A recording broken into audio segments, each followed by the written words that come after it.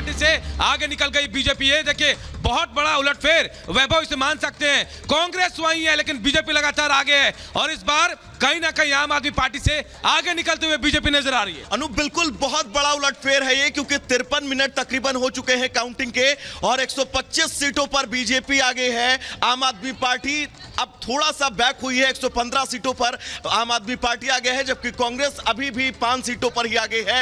ये बड़ा उलटफेर है, नेक टू नेक फाइट। अनु जिस बात का हम लगातार जिक्र कर रहे हैं, ठीक वैसे ही 125 का बीजेपी पर आगे होना, कांग्रेस की तो कोई बात ही नहीं कर रहा है। अजय अरोड़ा जी 5 पर, 31 थे आप पिछली बार, इस बार 5 पर और कोई बात भी नहीं हो रही, चर्चा से भी बाहर है आप। अजय जी सुचारिता अभी जल्दी है।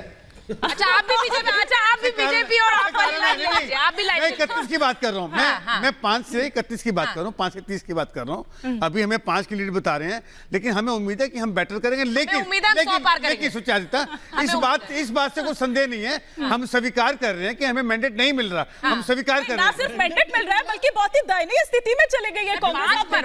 आ गई आप शीला दीक्षित जी वाली दिल्ली और ये वाली दिल्ली देख लीजिए, कांग्रेस 5 पर आ गई है। बहरहाल जल्दी जल्दी एक बार फिर से बताएंगे, बीजेपी 125, कांग्रेस 5, आम आदमी पार्टी 115।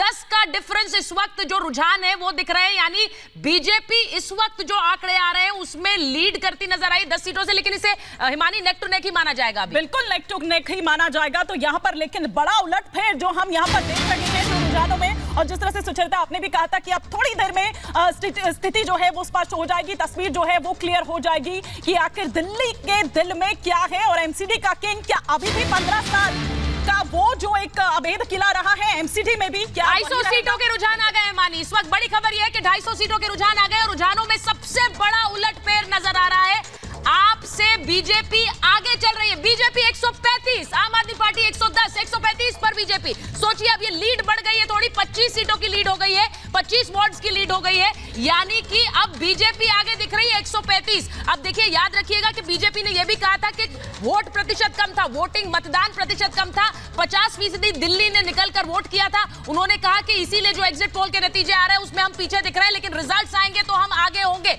अब क्या उसको यह कारण उसके पीछे माना जा सकता है?